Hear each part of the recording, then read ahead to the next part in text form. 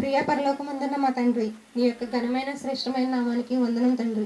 ఇక్కడ నిలబడిన నాకు మంచి జ్ఞానం దయచేసి వినేవారికి కూడా గ్రహించే మనసు ఇవ్వమని క్రీస్తు నామముని ఈ ప్రార్థన అడిగి వేడుకుంటున్నాను తండ్రి. ఆమె అందరికీ వందనాలండి. నేను చెప్పే పాఠం ఇంతకు ముందు విన్నా కానీ ఇంకొకసారి గుర్తు చేసుకుందామని చెప్తున్నానండి. నోవాహు గారి భార్య గురించి అండి. నోవాహు గారి భార్య గురించి ఎక్కడన్నా రాసిందండి? లేదండి. మరి చెప్పుకోవాల్సిన అవసరం ఏముందండి ఆవిడ గురించి? నోవాహు గారి గురించి రాసింది కానీ ఆయన భార్య గురించి ఎక్కడా లేదు కదా. మరి చెప్పుకోవాలంటారా ఈ పాఠం? అంటే భార్య అని రాశాడు కదండి. రాశాడంటే ఉన్నట్టే కదా. ఏంటి ఆవిడ గురించి నేర్చుకోవాల్సిన అవసరం? చూద్దామండి. ఈవిడ గారి గురించి ఎక్కడ ఉన్నదండి? నోవాహు గారి గురించి ఆది కాండంలో 6వ అధ్యాయంలో ఉంటుంది. 6వ అధ్యాయం నుండి స్టార్ట్ అవుతుంది దీని గారి గురించి. అంటే ఏంటి, ఈ లోకంలో ఏం చెప్తాడు దేవుడు? ఆ టైంలో నోవాహు గారి టైంలో తీర్పు చేస్తాడు దేవుడు. తీర్పిస్తాడు. ఈ లోకం మొత్తం ఎలా ఉంటుందండి? అప్పుడు పాపంతో నిండిపోయి చెడిపోయి ఉంటది నోవాహు గారి టైంలో. అంటే ఆ టైం జలప్రళయం అయిపోయిన తర్వాత ఏం మిగిలిద్దిక? మొత్తం అంత ప్రపంచంలో ఉన్న మనుషులు, జంతువులు అన్నీ నాశనం అయిపోతాయి. మిగిలిన్నదల్లా ఒకే ఒక్క కుటుంబం తప్ప ఇంక ఏమీ ఉండదు. ఎందుకు ఆ ఒక్క కుటుంబాన్ని ఉంచాల్సి వచ్చింది అసలు దేవుడు? ఎందుకంటే ఆ ఒక్క కుటుంబమే నీతిగా బ్రతికింది. మిగిలిన ప్రజలందరూ చెడిపోయారు. చెడ్డతనంతో నిండిపోయింది లోకమంతా. కానీ ఏం చెప్పాడు దేవుడు? అందరికీ చెప్పాడా? నోవాహు గారు ఒక్కళ్ళనే పిలిచి చెప్పాడా? నోవాహు గారు ఒక్కళ్ళనే పిలిచి చెప్పాడు. ఏమని చెప్పాడు? జలప్రళయం వచ్చింది, నీ కోసం నీ ఇంటి వారి కొరకు ఓడ సిద్ధపరచుకోమని చెబుతాడు. ఓడ సిద్ధపరచుకోమని చెప్పినప్పుడు ఆయన సరే ఆయన తండ్రి అని చేస్తాడు. అప్పుడు ఆయన ఒక్కడే చేసేసుకోగలడా ఆ ఓడ? ఫస్ట్ ఏం చేయాలి? ఆయన ఓడ తయారు చేయాలి. దేవుడు ఆయన్ని పిలిచి చెప్పాడు. మనం సినిమా చూసారు కానీ పిల్లలందరూ సినిమా అది ఉంటుంది కదా నోవాహు గారు, దానిలో ఏమని చెప్తారు? ఆయన ప్రార్థన చేసుకోవడానికి వెళ్ళినప్పుడు దేవుడు ఆయనతో మాట్లాడి చెప్తాడు, నోవాహు, నేను ఒక జలప్రళయం రప్పిస్తున్నాను. ఈ తరంలో నీవే నాకు నిందారహితుడిగా కనపడ్డావు. నీవు నీ ఇంటి వారి గురించి ఒక ఓడ తయారు చేసుకోమని చెబుతాడు. అంటే ఆ ఓడ తయారు చేసుకోమని చెప్పినప్పుడు ఫస్ట్ ఆయన ఏం చేయాలి? ఫస్ట్ ఇప్పుడు మా ఇంటికి చెప్పారండి, అప్పుడు ఏం చేస్తారు? ఆయన ఫస్ట్ భార్యకు చెప్తాడు. ఫస్ట్ ఎవరు నొప్పించాలి? ఫస్ట్ భార్య నొప్పించాలి. ఇంట్లో ఏదైనా ఇద్దరు భార్య భర్తలు ఉన్నారండి, ఏదన్నా ఒక పని చేసుకోవాలి. ఫర్ ఎగ్జాంపుల్కి మేమే ఉన్నామండి, మొన్న ప్రార్థన పెట్టుకోవాలనుకున్నాం. ఫస్ట్ ఎవరి మనసులో వచ్చినా ఏం చెప్పుకున్నాం? ఒకరికొకరు ఏమండి ఇలా అనుకుంటున్నాం, లేదు ఇలా అనుకుంటున్నాను నేనని ఒకరికొకళ్ళు సంప్రదించుకున్నాం. అంతేగాని ఆయన ఒక్కళ్ళు అనుకుంటే ఆయన ఒక్కళ్ళు చేసేసుకోమన్నారా? ఇద్దరు అంటే ఏం చేసినా ఆయన ఏం చేశారు? ఇప్పుడు ఇక్కడ కూడా నోవాహు గారు తండ్రి చెప్పారు, ఇలా జలప్రళయం రప్పిస్తాను అని చెప్పినప్పుడు, ఓడ తయారు చేయాలి అని చెప్పినప్పుడు ఏం చేశారు? వెళ్ళి భార్యకు చెప్పారు. భార్యకు చెప్పినప్పుడు ఏం చేశారు? ముందు ఆవిడ్ని ఒప్పించారు, ఇలా తండ్రి చెప్పాడు అని. భార్యకు చెప్పిన తర్వాత పిల్లలకి అందరూ నమ్మేస్తారండి ఒకసారి దేవుడు చెప్పంగానే? వినరు కదండి. నువ్వు సరిగ్గా చూడలేదండి ఎవరు పిల్లలు వీడియో నోవాహు గారిది? ఇక్కడ పిల్లలు ఎవరు లేరండి. నోవాహు గారిది చూసారా మీరు? చూడలేదా? చూసారా? ఏమంటారు మరి అందులో ఆయన? వాళ్ళ పిల్లలు ఏమంటారు? నాన్న మీరు సరిగ్గా విన్నారా, లేకపోతే మాతో జోక్ చేస్తున్నారా అంటారు. అవునా? అంటే పిల్లలు కూడా నమ్మరు. ఫస్ట్ భార్యను ఒప్పించాలి, పిల్లల్ని ఒప్పించాలి. ఒప్పిస్తే సరిపోద్దా?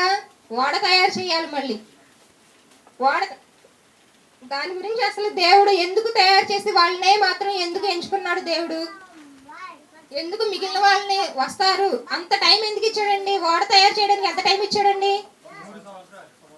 సుమారు 100 సంవత్సరాలు.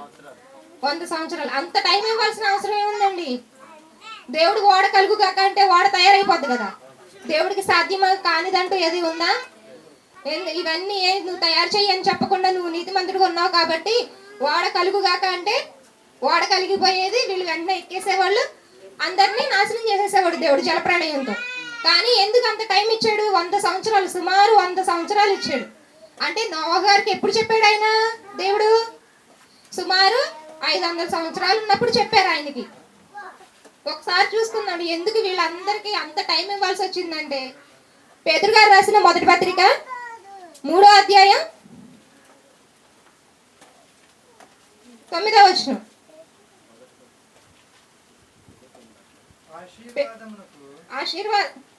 ఆశీర్వాదమునకు 3వ అధ్యాయం 9వ వచనం అండి. ఆశీర్వాదం కింద ఉంటదండి దేవుని దీర్ఘశాంతి, దాని కింద అంటే సగం నుండి ఉంటుంది. కీడుకు ప్రతి కీడైనను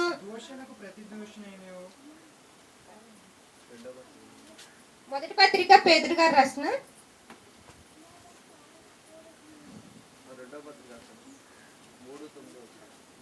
3:9 అండి.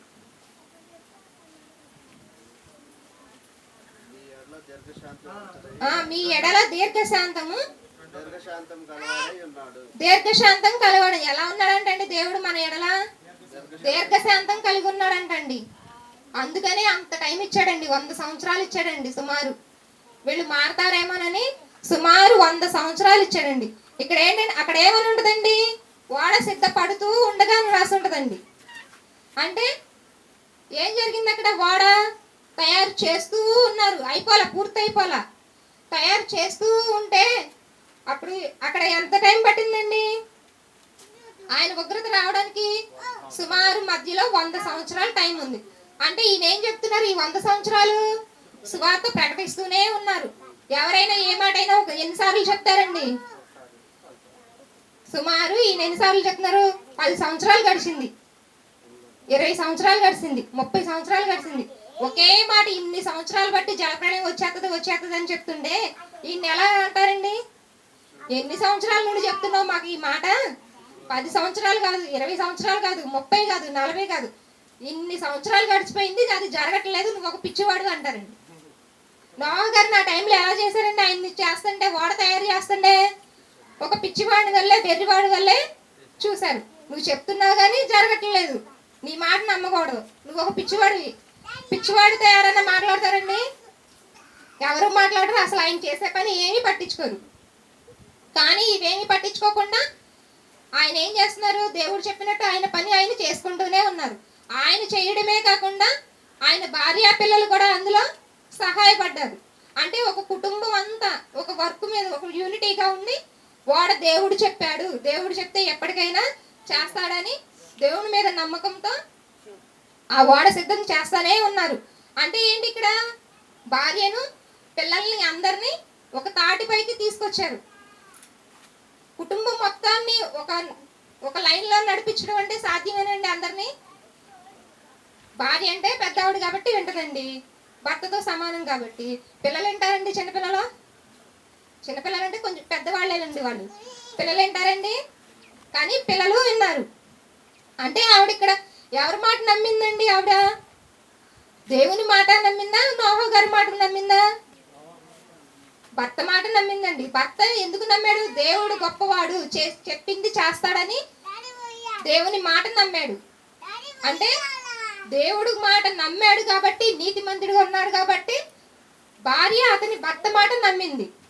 ఏ భార్యకైనా ఏంటండి? ఫస్ట్ భర్త మాటే ముఖ్యం. ఎంతమంది ఎన్ని చెప్పినా కానీ భర్త ఏం చెప్తే అదే చేస్తారు, ఇష్టం ఉన్నా లేకపోయినా. భర్త చెప్పాడంటే చెయ్యాలి.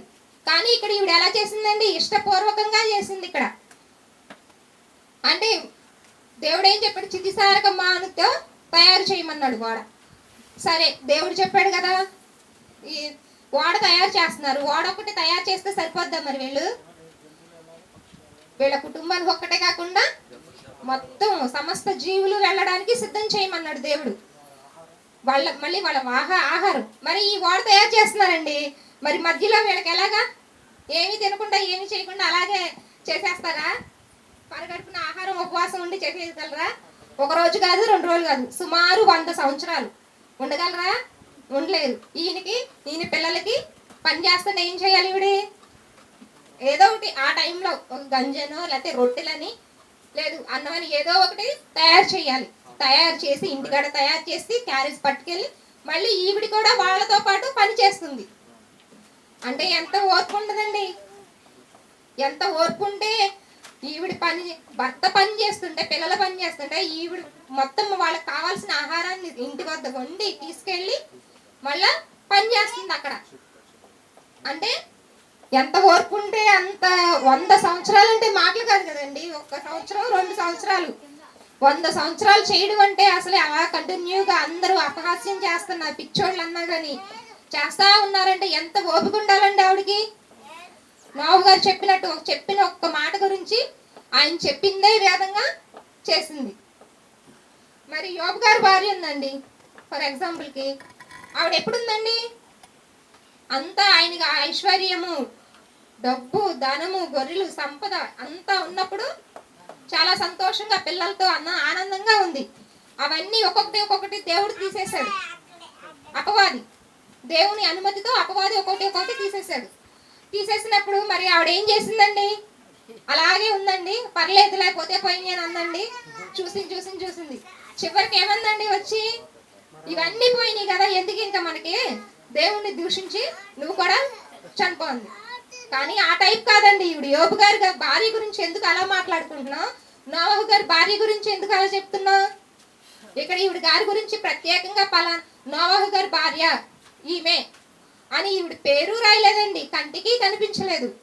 కానీ పేరు లేని కంటికి కనపడిన ఆవిడైనా కానీ ఎంత గొప్ప విశ్వాసంతో పనిచేసిందండి.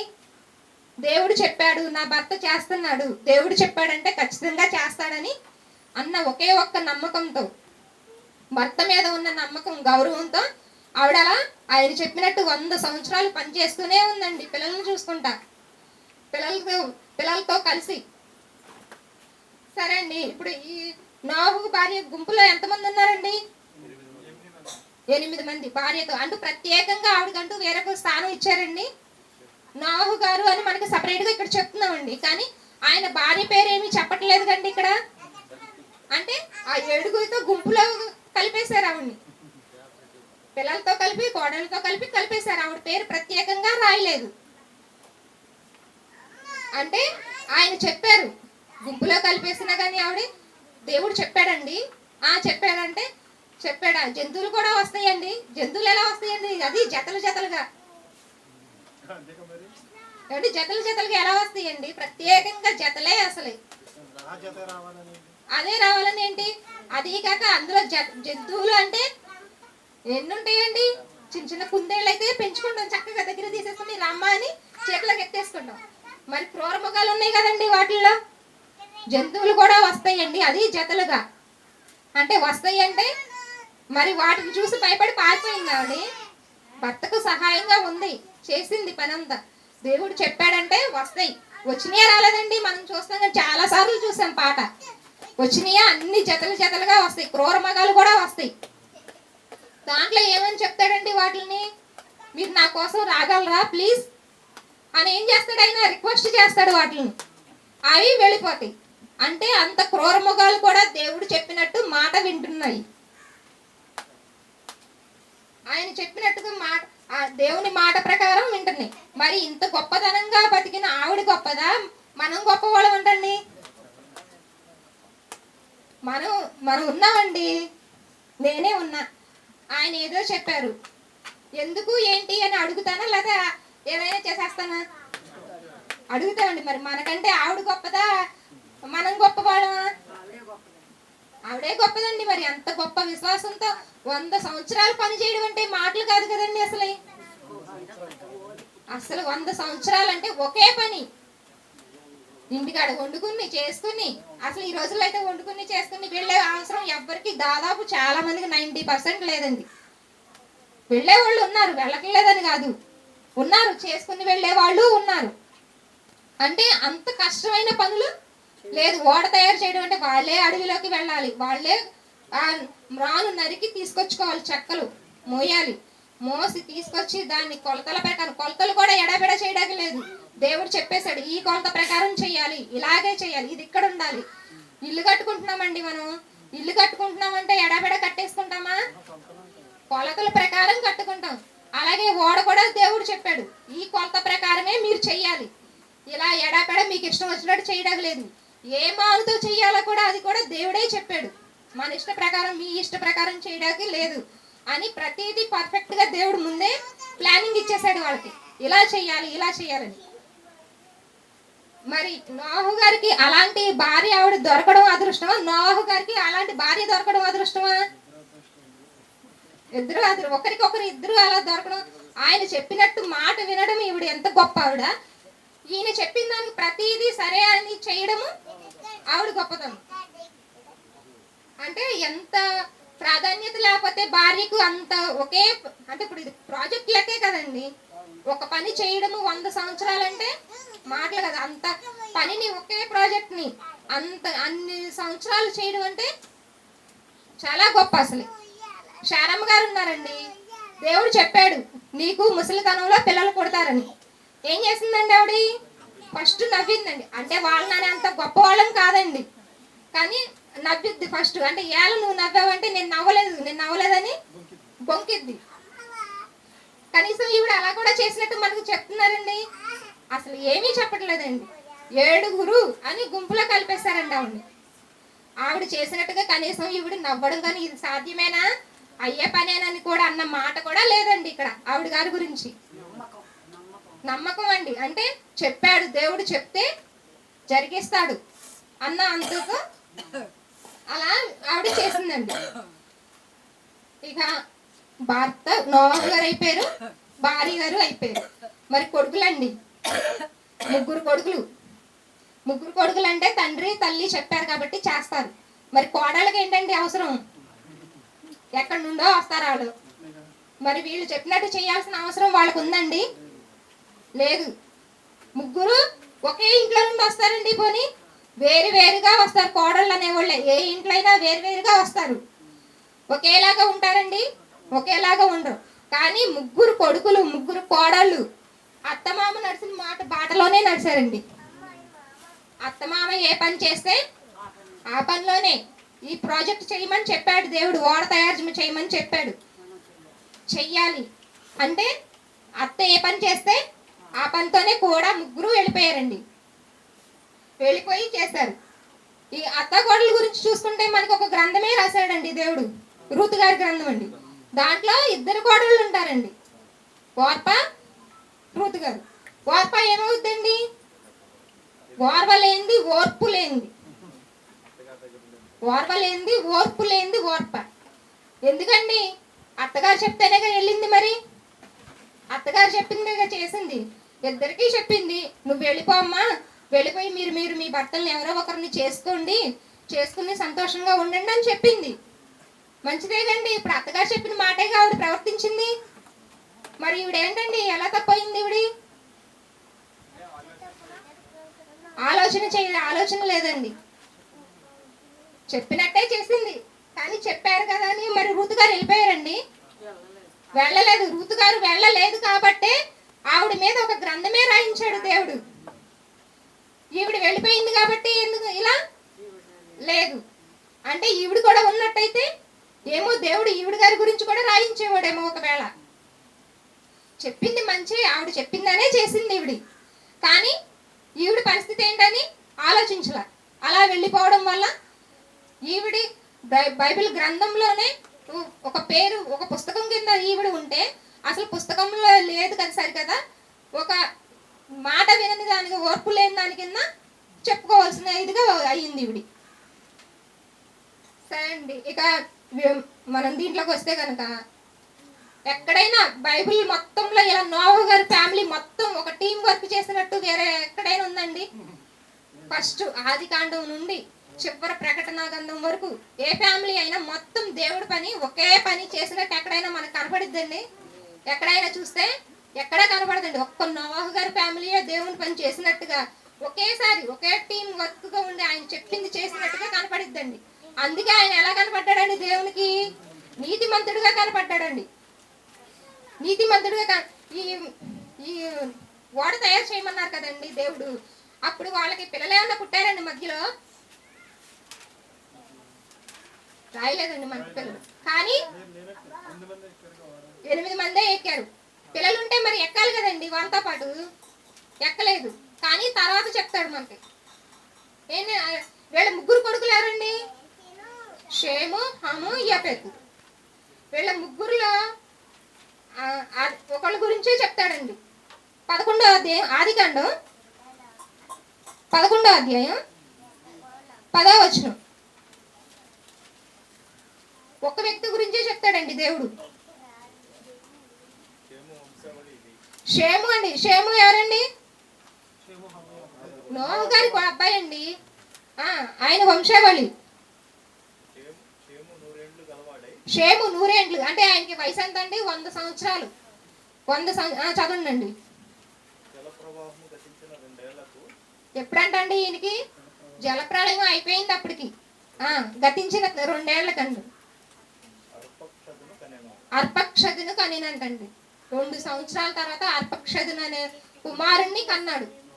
ఈ అర్పక్షదు నుండే నోవహు గారి తర్వాత షేము నుండి అర్పక్షదును, అతని నుండే దావీదు గారు నుండి అబ్రహాం గారు నుండి తర్వాత ఆయన వంశంలోనే దావీదు గారి తర్వాత మిగిలిన యేసుక్రీస్తు వారి వరకు అలా వస్తారండి. అంటే మిగిలిన హాము, యపెతు ఏమైపోయారండి? వాళ్ళ పేర్లు రాయలేదు. మరి ఎందుకనండి? 3 కొడుకులు ఉన్నారు కదండి. ఇప్పుడు 3 వాడెక్కారు తండ్రితో పాటు. 3 వాడెక్కినప్పుడు 3 కొడుకులు రావాలిగా. 3 కొడుకుల్లో నుండి కొడుకులు వచ్చినప్పుడు 3 కొడుకుల పేర్లు లేదు, వాళ్ళకి పుట్టిన సంతానం గురించి రాయాలి. కానీ ఒక్క ఈయన గురించే, షేము గారి గురించే ఎందుకు రాశారు? ఒకవేళ వాళ్ళిద్దరూ పక్కకి తొలగిపోయి ఉండొచ్చు. పక్కకి తొలగిపోయి ఉండడం వల్ల ఈయన షేము గారు నిలబడి ఉండడం వల్ల, తండ్రి బాటలోనే నడవడం వల్ల ఈయన కుమారుని పేరు రాశాడు. ఈయన కుమారుని నుండే మిగిలిన వాళ్ళు అబ్రహాం గారు వంశావళి వచ్చింది. విశ్వాసులకు తండ్రి అయిన అబ్రహాం గారు వస్తారండి ఈయన వంశంలోను. ఇలా ఈ అబ్రహాం గారి నుండి తర్వాత మనందరికీ తెలిసిందే కదండి, ఆయన నుండి మిగిలిన వాళ్ళు దావీదు గారి నుండి క్రీస్తు వంశావళి వచ్చింది. అంటే ఈయన నీతిగా ఉండడం, నోవహు గారి తర్వాత తండ్రిని చూసి, తండ్రి ఎవరు? షేము గారిని చూసి ఈ అర్పక్షదును అనే ఆయన నీతిగా ఉండి నిలబడడం వల్ల ఆయన కుటుంబం నుండి మిగిలిన వాళ్ళందరినీ యేసుక్రీస్తు వారే వచ్చేంత ఇదిగా ఆయన వంశంలో ఉన్నాడు. ఈయన అంత గొప్ప నీతిగా బ్రతికాడు. తాతను చూసి నేర్చుకున్నాడు. తాత తండ్రిని చూసి. అంతే కదండి. ఇప్పుడు మా ఇంట్లో మా పిల్లలు ఉన్నారు. మా 4 పిల్లలు ఎవరిని చూసి నేర్చుకుంటారు? మమ్మల్ని చూసాగా. మా మామగారు చెప్తా ఉంటారు ఎంతసేపు వాళ్ళకి. మీరు ఎన్ని చదివినా ఎన్ని చేసినా కానీ నాకు అంత సంతోషం ఉండదమ్మా. వీళ్ళ వీడియోస్ 10 చూస్తారు, అందరూ చూడరు, వీళ్ళవి మాత్రమే చూస్తారు. ఎందుకు అన్నిసార్లు చూస్తున్నారంటే, మీరు ఎన్ని చదివినా నాకు అంత ఇది ఉండదు, ఈ పాఠాలు చెప్తుంటే నాకు సంతోషం అంటారండి. వాళ్ళు చెప్పేవి గొప్ప గొప్ప మాటలు, అంటే గొప్ప మాటలే. అంటే అసలు ఒక మాట చెప్పాలంటే మాకన్నా వాళ్ళే గొప్పగా చెప్తున్నారండి. నేను చూసి చెప్తున్నాను, నేనైతే చూసే చెప్తున్నానండి. ఇప్పుడు వాళ్ళు నేర్చుకున్న 4 మాటలైనా చూడకుండా చెప్తున్నారు. ఇక్కడ ఉన్న పిల్లలందరూ ఎలా చెప్తున్నారండి? చూడకుండా చెప్తున్నారండి చక్కగా. ఒక మాటలో చెప్పాలంటే మనకన్నా ఈ పిల్లలే గొప్పవాళ్ళు అండి. చూడకుండా చక్కగా నేర్చుకుని ఉన్నది ఉన్నట్టు టకటగా చెప్పేస్తున్నారు చక్కగా ఇక్కడ పిల్లలందరూ. వీళ్ళని చూసి ఇంకా మిగిలిన ఎంతమంది పిల్లలు నేర్చుకుంటున్నారండి? యూట్యూబ్ లో చాలా మంది నేర్చుకుంటున్నారండి. నా ఫ్రెండ్ ఉందండి. నా ఫ్రెండ్ వాళ్ళ అమ్మాయి అన్నయ్య గారు చెప్పినట్టు సండే క్లాస్కి వెళ్ళిద్ది. ఏమీ తెలియదు, కానీ శ్రావ్య చెప్పే పాఠాలు చూసి నేర్చుకుంటుంది. అంటే ఒక్క అమ్మాయి అని కాదు, ఒక్కొక్కరు. ఇప్పుడు శ్రావ్యకి ఒక ఫ్రెండ్ ఉంది, సాత్వికకు ఇంకో ఫ్రెండ్, సాత్విక్కి ఇంకో ఫ్రెండ్, అలా ఒక్కొక్కరు వాళ్ళ ఫ్రెండ్స్ చూసినా కానీ నేర్చుకుంటున్నారు. కానీ అందరూ చూడకపోవచ్చు. మా ఫ్రెండ్ చెప్పిందిగా, మా ఫ్రెండ్ చెప్తే నేను నేర్చుకోవాలిగా. పిల్లలకి ఏంటంటే పోటీ తత్వం. ఒకళ్ళు చెప్తే ఒకళ్ళు నేను చెప్పాలి, వాడు చెప్తున్నేంటి నేను చెప్పకపోతున్నాంటి, నేను చెప్పాలి. తను 2 పాఠాలు చెప్పిందా, నేను మొన్న మా ఇంట్లో అదేనండి గొడవ. మా ఇద్దరు పిల్లలు సాత్విక 4 పాఠాలు చెప్తుందా, నేను 5 చెప్పాలి. శ్రావ్య 5 పాఠాలు చెప్తుందా, నేను 6 చెప్పాలి. ఏంటంటే పోటీ. ఆ పోటీ ఉండడం మంచిదేనండి. ఏంటంటే ఆ పోటీ ఉండడం వల్ల ఏంటి, నేర్చుకుంటారు, పైకి ఎదుగుతారు, మనకన్నా ఎక్కువగా నేర్చుకుంటారండి.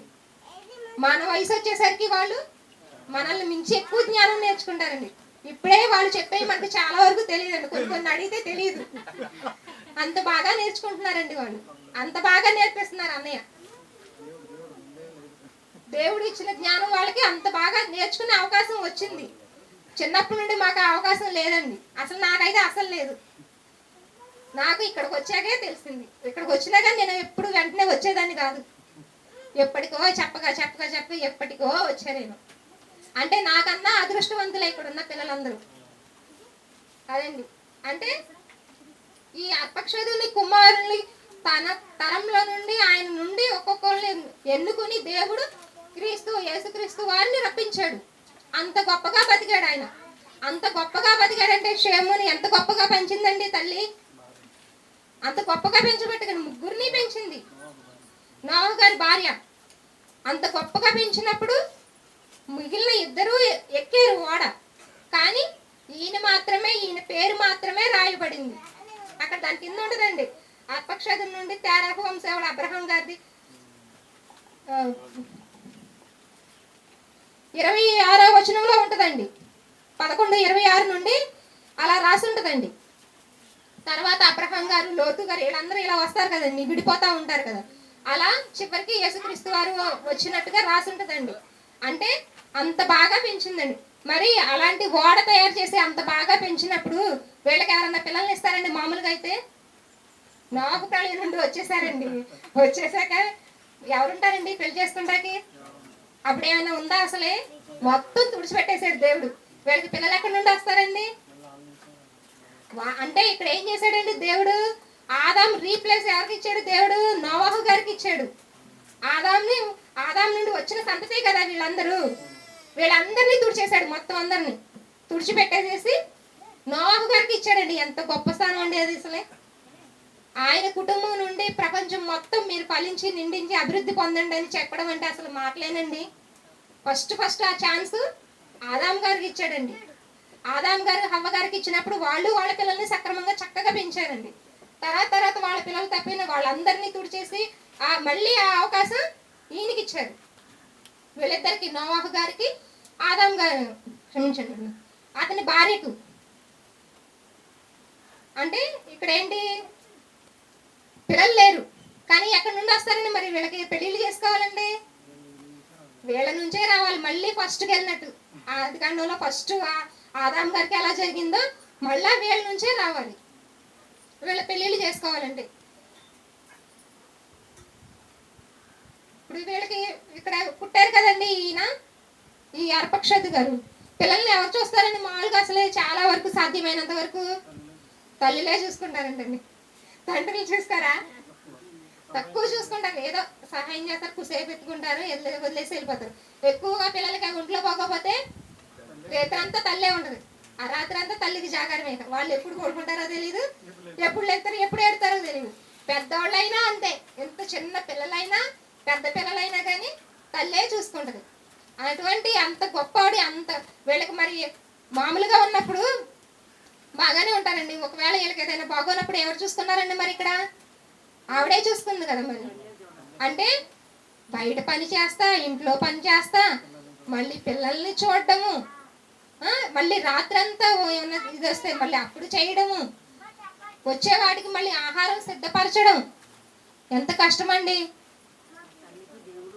ఎంత ఓర్పుగా ఉందండి ఈవిడి చూసి మనం చాలా నేర్చుకోవాలండి.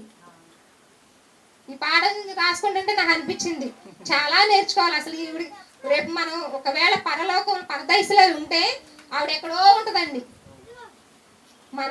మనం ఆవిడకి సరిపోవండి. అంత గొప్పగా ఉందండి ఈ పాఠం చదువుతుంటే, ఆయన చెప్తుంటే నాకు అనిపించిందండి. ఏమీ చెప్పలేదు ఈవిడ గురించి, బైబిల్లో ఎక్కడా రాసి ఉండదు. ఇవన్నీ ఉంటేనే కదండి మరి ఆవిడ భర్తతో పాటు కలిసి చేసింది పని. సుమారు 100 సంవత్సరాలు అంటే ఎంత కష్టం అండి. 1 సంవత్సరం 2 సంవత్సరాలకే అమ్మో అమ్మో అమ్మో అనుకుంటాం. ఈ పని నేను చేయలేను, నా వల్ల కాదు, నువ్వు ఆ పని చేయి, నేను ఈ పని చేయలేను, నువ్వు ఆ పని చేయి, నేను ఈ పని చేస్తాను, నువ్వు ఇంకోటి చెయ్యి, నేను అది చేస్తాను, నువ్వు వాళ్ళని తీసుకెళ్ళు, నేను ఇది చేస్తాను అంటాం. కానీ ఈవిడ ఆ టైంలో బహుశా అవి కూడా అనకపోయి ఉండొచ్చు, ఎందుకంటే ఆ టైం అలాంటిది కాబట్టి. అంటే అంత గొప్పగా బతికిందండి ఆవిడ, చేసింది ఆవిడ. ఎంత గొప్పగా ఉన్నారు నీతిమంతులుగా నోహు గారు. అదే చెప్పాడండి దేవుడు. పేతురు గారు రాసిన 2వ పత్రిక 2వ అధ్యాయం 5వ వచనం. 2వ పత్రిక 2వ అధ్యాయం 5వ వచనం పేతురు గారు రాసింది. మరియు ఆయన పూర్వకాలముందున్న లోకమును విడిచిపెట్టక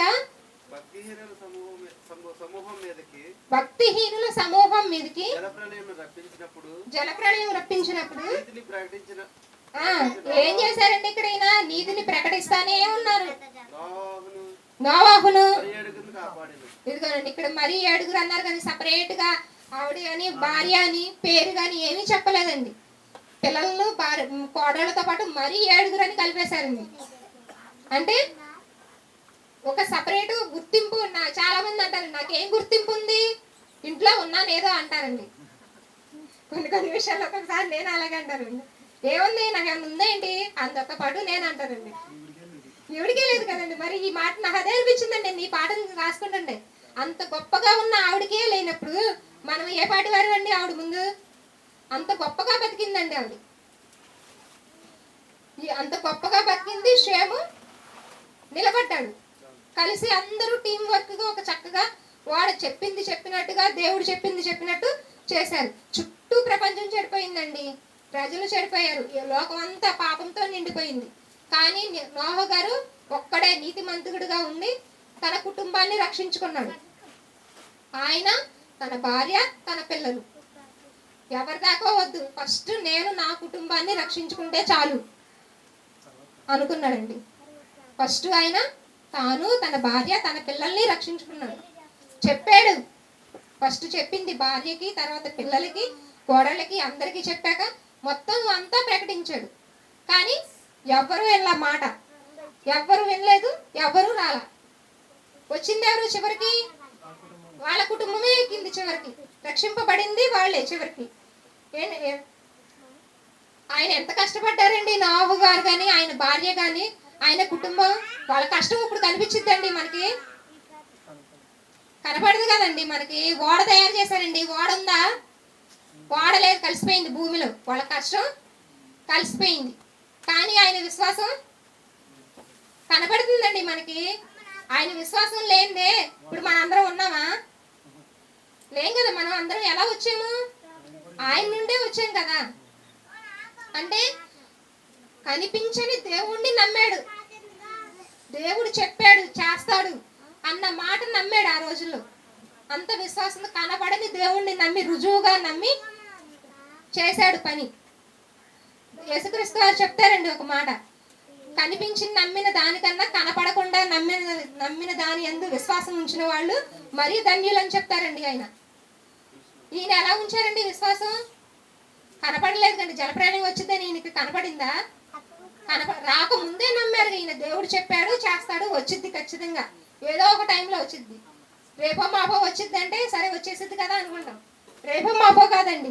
10 కాదు, 20 కాదు, 30 సంవత్సరాలు, 40 రోజులు కాదండి, నెలలు కాదు, సంవత్సరాలు కాదు, 10, 20 సంవత్సరాలు, 100 సంవత్సరాలు, సుమారు 100 సంవత్సరాలు విశ్వాసంతో ఉన్నాడండి. ఎంత గొప్పగా నమ్మితే ఉన్నాడండి.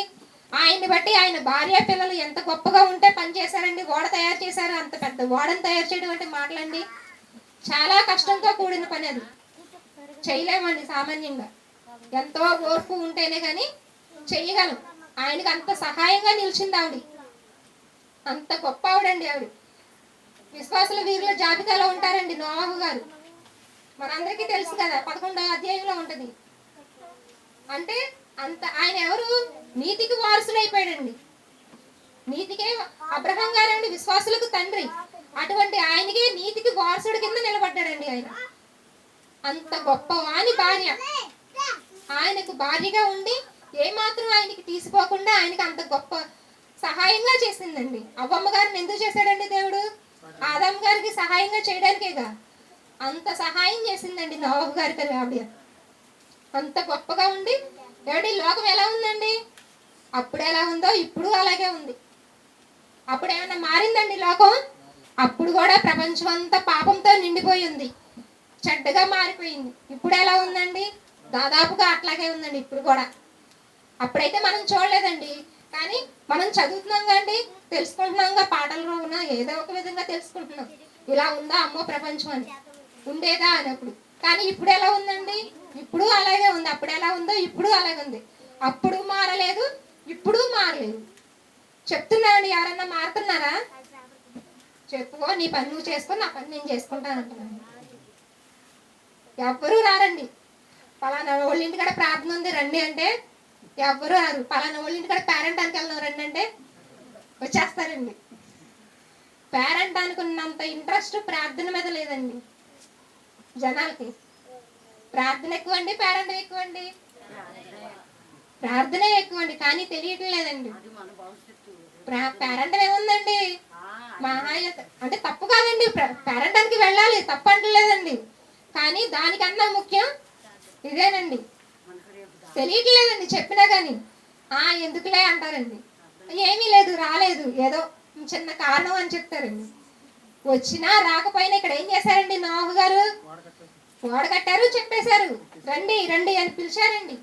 పిల్లలు పిలిచారు, కోడళ్ళు చెప్పారు, నోహు గారు భార్య చెప్పింది, ఆయన చెప్పారు రండి, దేవుడు జలప్రాణి రప్పించేస్తాడు, రండి, నాశనం అయిపోతాడు, నాశనం చేసేస్తాడు దేవుడు ఇదంతా, రండి రండి అని చెప్పారు. ఏం చేశారండి, ఆయన ఒకరిని పిచ్చివాడు వల్లే చూసారండి, వెర్రివాడు వల్లే చూస్తారు. నీతో ఎవరు వస్తారు, నువ్వు ఒక పిచ్చివాడు, నీతో మేము రామని నవ్వారండి వెరితనంగా ఆయన్ని. చివరికి ఏం చేశాడండి దేవుడు, జలప్రళయం రానే రప్పించేశాడు, మొత్తం అంతా తుడిచిపెట్టేశాడు. ఏం చేశాడండి దేవుడు, నోహు గారికి ఇచ్చిన గొప్ప ఆశీర్వాదం ఏంటండి, మొత్తం తుడిచేసి భూభాగం మొత్తం ఆయనకి ఇచ్చేసాడండి. ఒక్క నోహు గారికి ఇచ్చేసాడండి. మీ ఇష్టం, మీరేం తింటారో, ఏముంటారో, ఎలా ఉంటారో మీ ఇష్టం అన్నాడండి. ఇక అలా కష్టపడింది ఎంతండి, సుమారు 100 సంవత్సరాలు కష్టపడ్డారు. అదేనండి దేవుడిచ్చే గొప్ప ఆశీర్వాదం, అలా ఉంటది. మొన్న అన్నయ్య గారు చెప్పారు కదండి పరలోకం ఎలా ఉంటుందని. ఇక్కడ కొంచెం బంగారం ఉంటే అక్కడ రోడ్లన్నీ బంగారంతో ఉంటాయి. అదేనండి, దీనికి నాకు అదే గుర్తొచ్చిందండి. అంటే ఆయన పడ్డది కష్టం, కుటుంబం మొత్తం పడ్డ కష్టం కొంచెమే, కానీ ఎంత భూభాగం అండి, భూభాగం మొత్తం ఇచ్చేసారంటే వాళ్ళకి ఎంత ఇచ్చాడండి దేవుడు, ఎంత గొప్ప ఆశీర్వాదం ఇచ్చాడు. నీతిగా బతికాడు, బ్రతికినన్నాళ్ళు నీతిగా నిందారహితుడుగా బతికాడు నోహు గారు. అటువంటి ఆయనకి మొత్తం ఇక వీళ్ళెవ్వరూ లేరు, నేను చెప్పిన మాట వినలేదు కాబట్టి వీళ్ళందరినీ తుడిచేస్తానని మొత్తం అందరినీ తుడిచేశాడు. చెప్పిన మాట విన్నందుకు గొప్ప ఆశీర్వాదం ఇచ్చాడు దేవుడు. అంతేనండి, మనకు కూడా ఇంతే.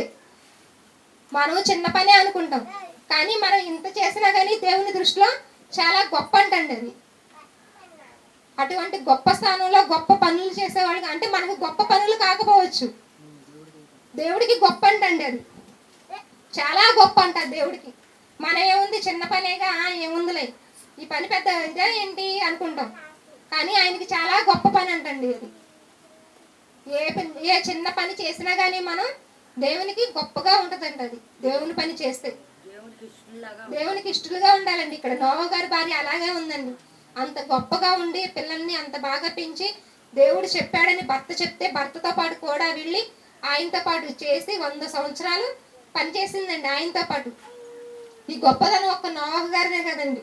ఆయన కుటుంబం లేకపోతే అంత పెద్ద ఓడను తయారు చేయగలిగేవాడండి ఆయన, అయ్యేది కాదండి. అంటే ఆయన కుటుంబం అంత గొప్పగా ఆయన కట్టాడు ఆ కుటుంబాన్ని.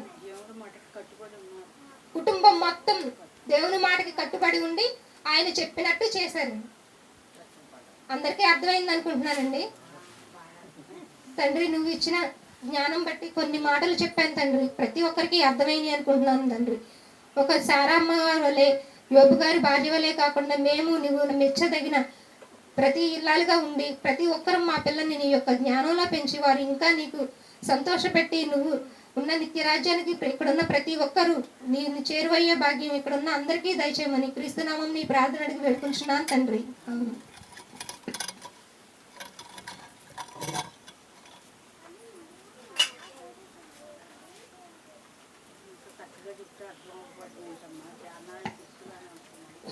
చాలా బాగా చెప్పింది కదండి. పాఠాన్ని ఆస్వాదించింది చెప్పింది, మీరు గమనించారా? పాఠాన్ని తాను అనుభవిస్తూ చెప్పింది. చల్లగానే ఉందండి. ఆయన కొబ్బరాకులు వేస్తాం, చల్లగా ఉంటుంది, అసలు వేడి అనేది రాదు. 6 నెలల్లో పిల్లలకి ఏం చెప్పని చెప్పగలరా?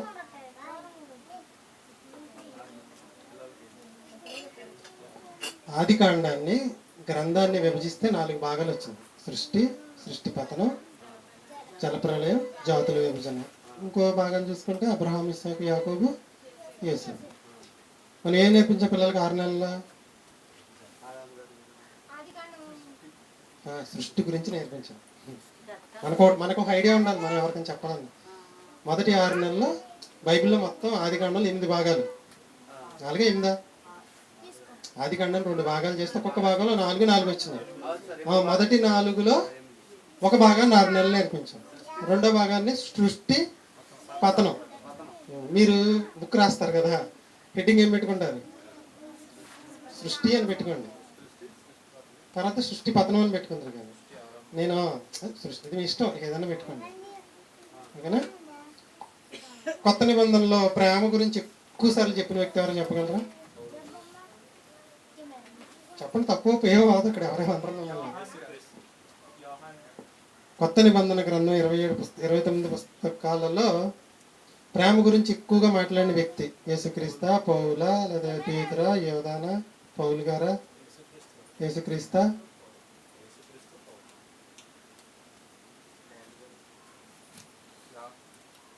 కొత్త నిబంధనలో ప్రేమ గురించి ఎక్కువగా మాట్లాడిన వ్యక్తి, రాసిన వ్యక్తి పౌలు గారా, యేసుక్రీస్తా, యాకోబు, పేతురా, యోధన, తిమోతినా? ఎక్కువ మంది చెప్పే మాట ఏంటంటే పౌలు గారండి ప్రేమ గురించి ఎక్కువ చెప్పారంటారు. గుర్తుంచుకోండి, కొత్త నిబంధనలో ప్రేమ గురించి ఎక్కువగా చెప్పిన వ్యక్తి యోహాన్ గారు. 5 పుస్తకాలు రాశారు. 5 పుస్తకాలు ప్రేమ గురించి రాశారు. ప్రేమ కావ్యాలు ఉంటాయి 5 కూడా, అన్ని ప్రేమ గురించి. దేవుడు ప్రేమయే ఉన్నాడని రాసింది కూడా ఆయనే. దేవుడు లోకంని ఎంతో ప్రేమించడని రాసింది కూడా ఆయనే. సెకండ్ ప్లేస్ ఎవరంటే పౌలు గారు.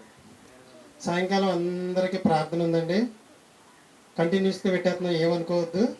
తర్వాత నుంచి మీకు వారమే ఉంటుంది. ఈ క్లాసులో ఉన్నప్పుడే కంటిన్యూస్గా ఉంటుంది. ఎందుకంటే మొన్న